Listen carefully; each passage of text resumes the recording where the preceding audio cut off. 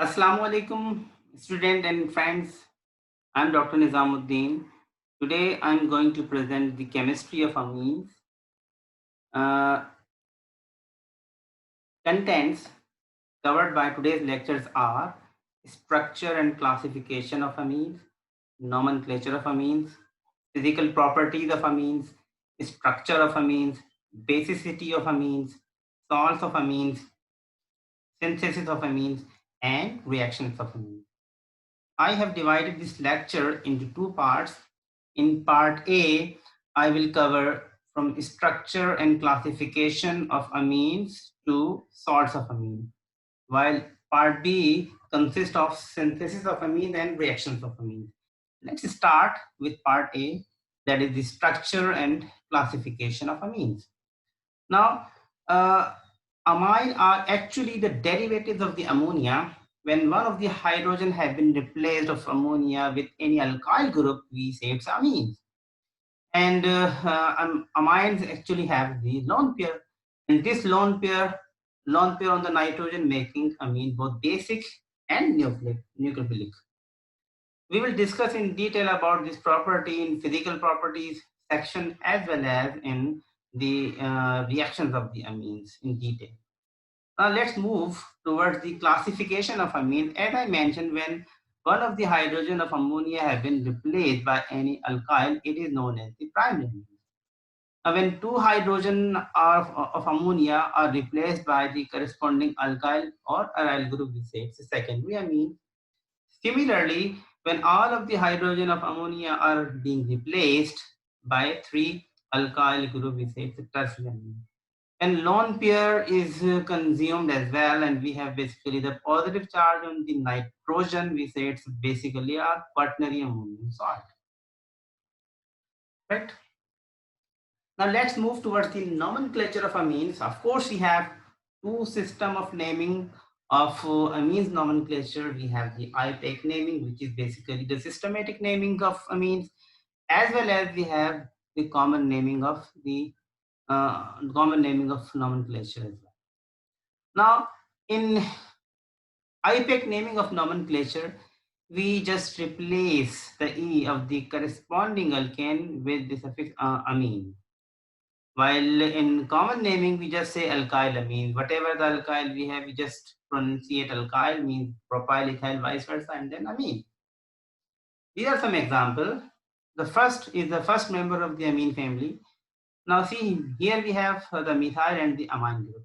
Of course, in case of alkene, we say the methane, and methane E have been replaced by the amine as well because we have the amine functionality as well. So its IUPAC name will be methanamine. Similarly, if we say it's a methylamine, it's a common name. Second member, of course, we have ethyl amine, it's a common name, and our IUPAC name would be the ethanamine.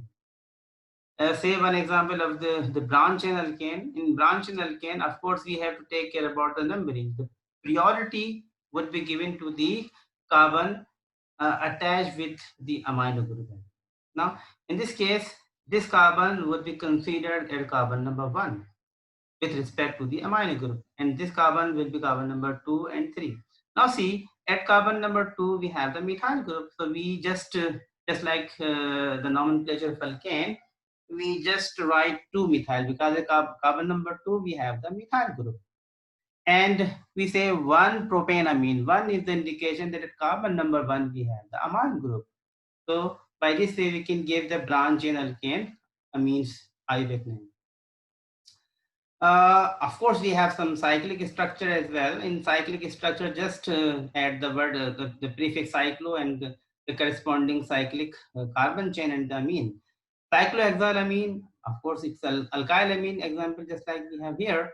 It's a common name, and cyclohexanamine would be the IUPAC name. Similarly, these are the example of the primary amine. If we have, that's a simple secondary and tertiary amines. In common nomenclature, of course, by designating the organic groups separately in front of the word amine. Of course, if we have methyl, ethyl, propyl, vice versa, we just pronunciate alkyl and then amine by their numbering. While in systematic nomenclature, the secondary and tertiary amines, the smaller group on the amine nitrogen are designated as substituents and given the locant N. Here is the example. For example, here, in this case, we have, this is the amine. Of course, it's a secondary amine. Here we have ethyl group, and here we have the methyl group. And ethyl is, of course, the two carbon chain, and the methyl is just one carbon chain. The big chain is this one. So this one would be the parent chain, while this methyl would be the branch. And this methyl is directly bonded with the nitrogen. So we say N-methyl and then ethane amine. This would be the IUPAC name. In this case, I just wrote in the bracket, say for example, we have 2 ethyl and the amine.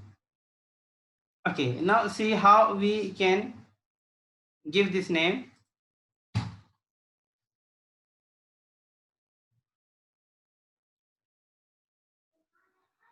We can just say diethyl is a common name, while in systematic naming, of course, these two alkyl chains are equal weightage. So we just consider an ethyl ethanamine. There is no priority because both are similar chain. All right. Next,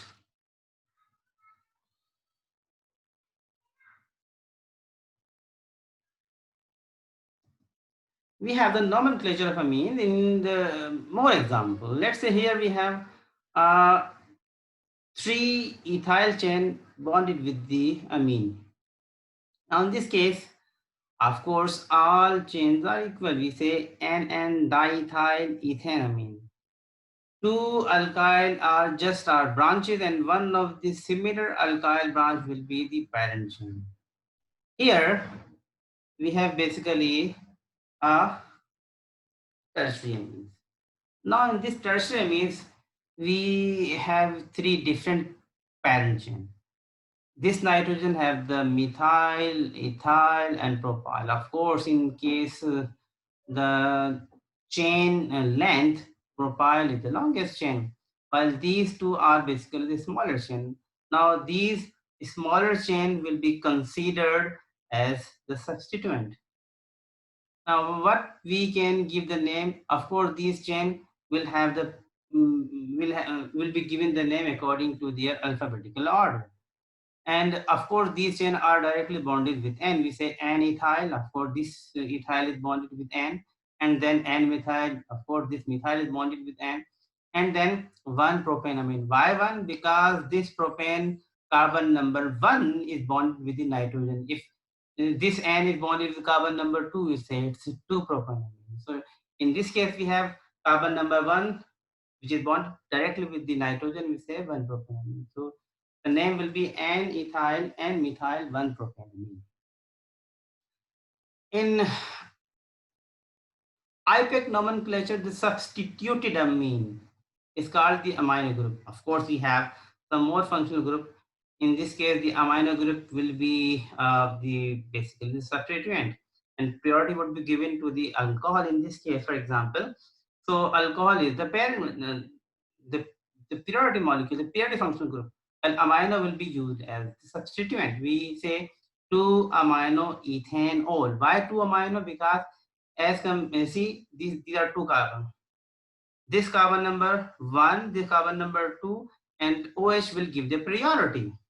At carbon number 2, we have the amino group. So we say 2-amino ethanol. Similarly, the highest priority will be given to the carboxylic acid.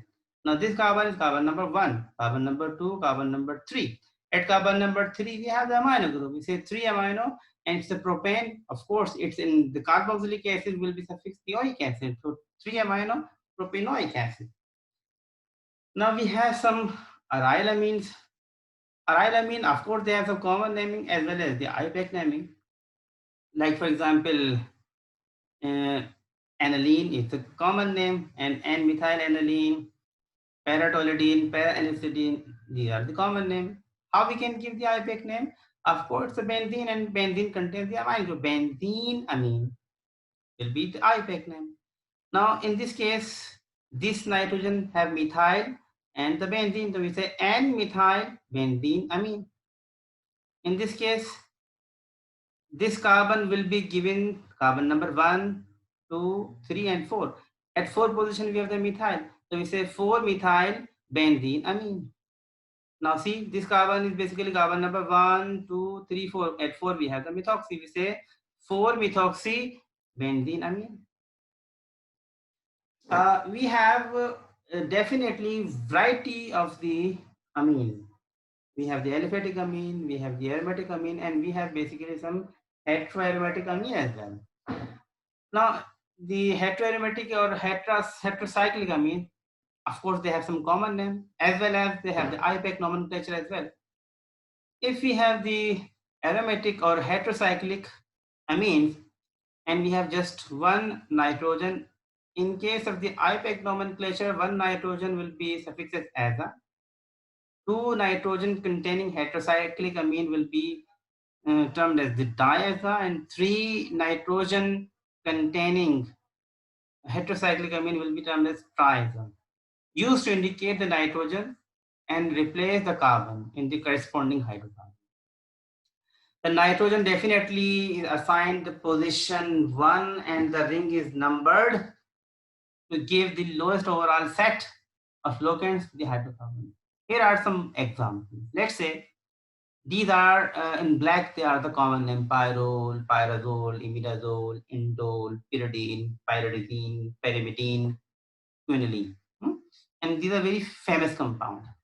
Now, in case of the IUPAC nomenclature, we say this nitrogen would be the number 1. And at carbon number 1, as we have said already, in IUPAC nomenclature, the nitrogen will be prefixed as aza. So we say 1 aza, and it is how many the member ring? It's 5-member ring. 1 aza cyclopenta. At carbon number 2 and carbon number 4, we have the double bond. We say 1 aza cyclopenta, 2,4-diene. Similarly, we have the 2 nitrogen containing heterocyclic amine structure. Okay, now this is the carbon nitrogen 1, 2, and 3, 4, vice versa. Now we say 1, 2 diaza cyclopentane. Definitely it's a 5-member ring. And at 2 and 4, definitely we have the double bond. Say 1, 2 diacyclopentane, 2,4-diene.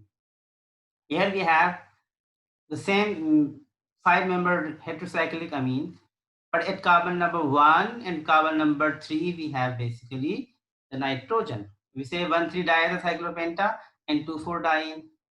It's an indole. Indole at carbon number 1 have been replaced by the nitrogen. We say 1-aza indene. Similarly, these are basically the benzene derivatives in which the carbon have been replaced by the nitrogen. Say, for example, in case of pyridine, one of the carbon have been replaced by the nitrogen. So it would be named as azabenzene. Why aza? Because one of the carbon have been replaced by the aza group. Now, in this pyridazine, 2 carbon have been replaced by the 2 nitrogen. We say 1,2-diazobenzene. And in this case, we have 2 carbon replaced at carbon at position 1 and position number 3. We say 1,3-diazobenzene. It's basically an example of naphthalene. If one of the carbon have been replaced by the nitrogen, the common name would be quinoline, and the IUPAC name will be 1-aza-naphthalene, right? Okay, see some more nomenclature in which you do not have basically the aromatic ring. In this case, the common name piperidine, while in IUPAC name azacyclohexane. Why aza? Because one of the carbon of cyclohexane have been replaced by the aza group. See, pyrrolidine, the common name azacyclopentane. Okay. One more typical example having nitrogen and sulfur functionality. Of course, sulfur has the highest atomic number, would be given the priority over nitrogen. So sulfur would be have number 1 and 2 and 3. Now we say, and sulfur in this case named as thia. 1 thia, 3 ada cyclopenta, 2 4 di.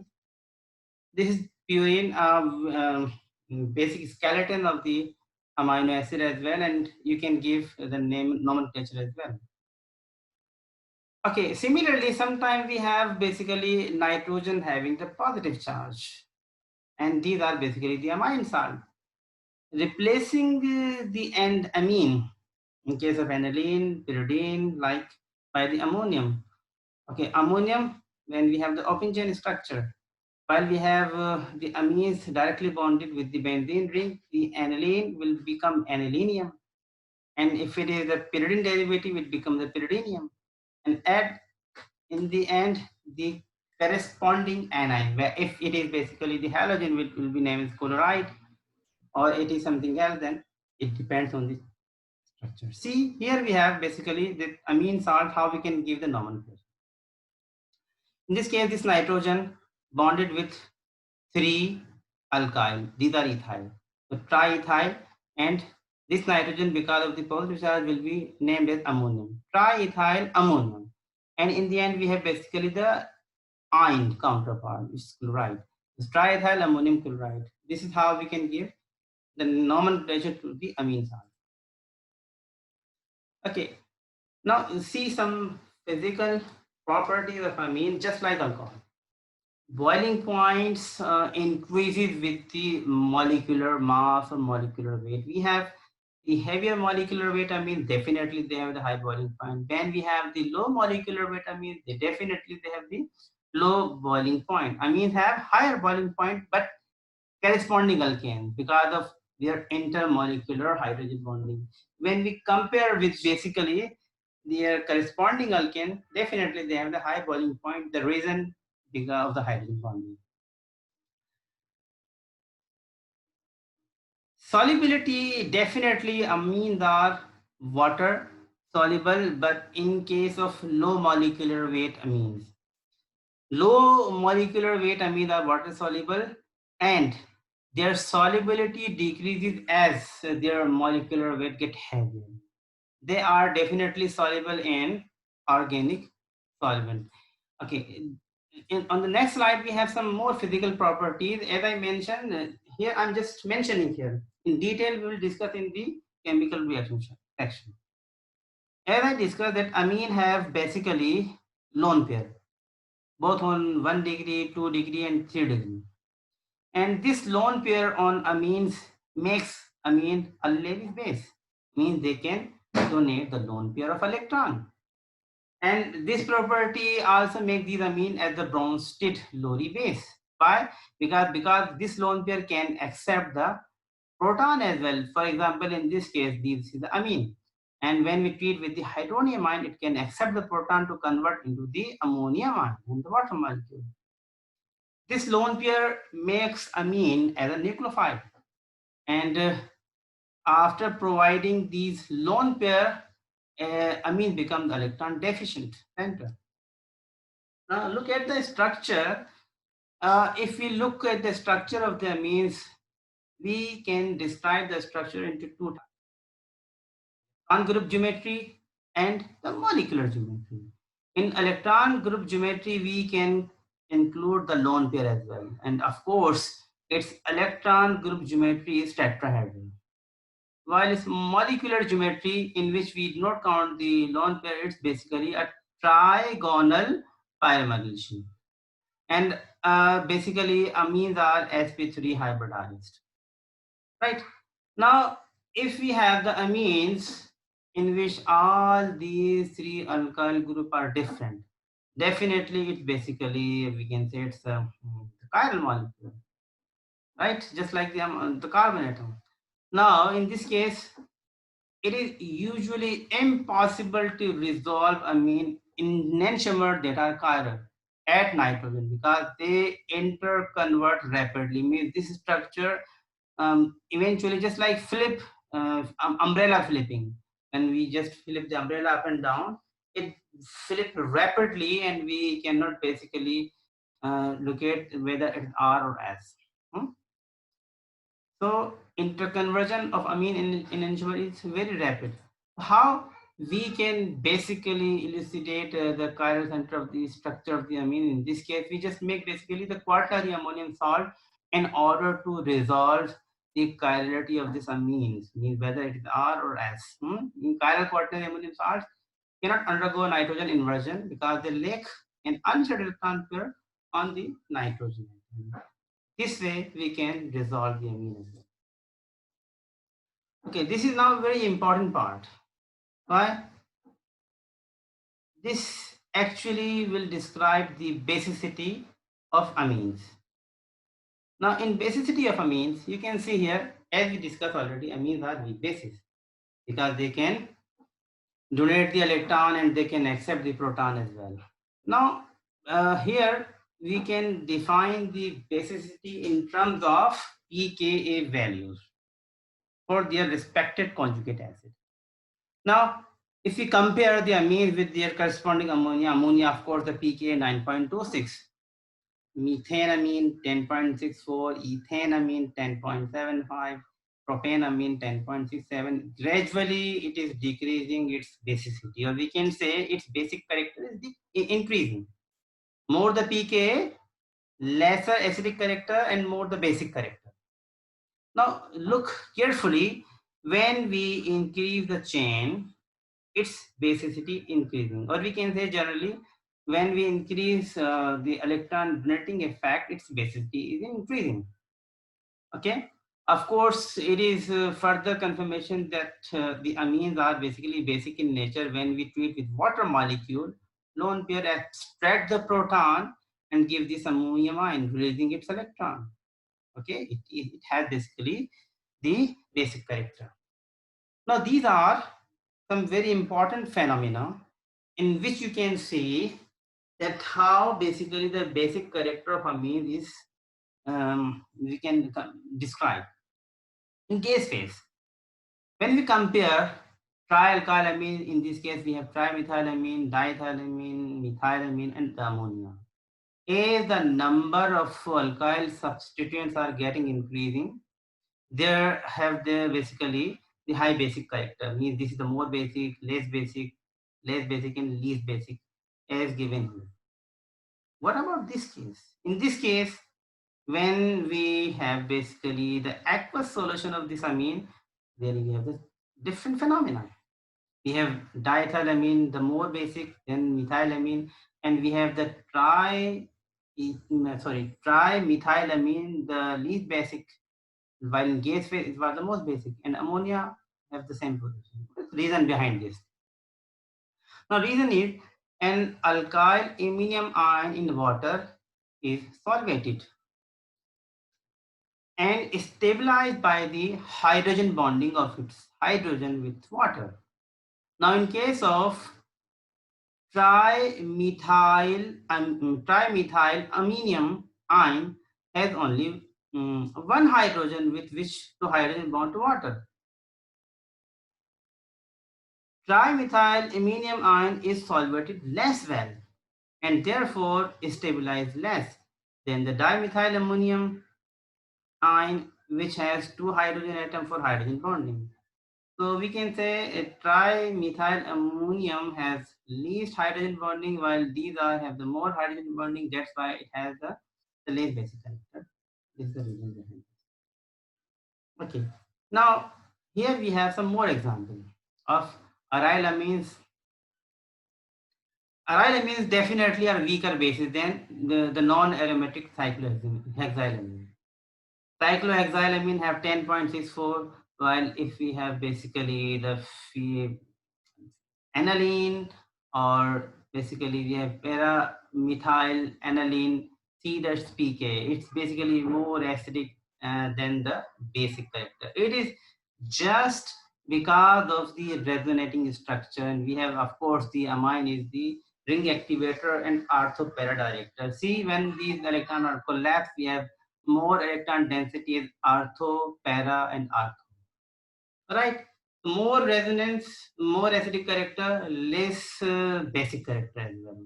The lone pair is less available for protonation, thus it is less basic in case of aromatic amines. By the way, in this example, we have the protonated aniline, and it has only two resonating structure. Okay, in this case, we can say protonation of aniline is also disfavored because of protonated arylamine has only two resonance forms. Anilinium ion is not as well as stabilized by resonance as aniline itself, right? Okay, here, see, for example, basicity of heterocyclic amines, we have some cyclic amines, piperidine, pyrrolidine, diethylamine, and we have pyridine, pyrimidine. We have already discussed pyrrole, phenylene, vice versa. In this case, the heterocyclic amine have approximately the same basicity as their cyclic counterpart. You can compare. See, it's given here. While the aromatic heterocyclic amines in aqueous solutions are much weaker bases than non-aromatic amine. The reason, the resonance. Okay.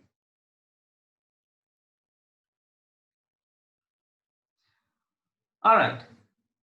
Some more example. As we have discussed in the case of the basicity amine, solubility of amine in aqueous. Many iminium chloride, bromide, iodide, and sulfates are water soluble. Right? When we treat, uh, definitely salts are water soluble, but amine itself they are water insoluble. When we treat amines with the strong acid, they become into the salt or what, and these salts are basically water soluble. Right?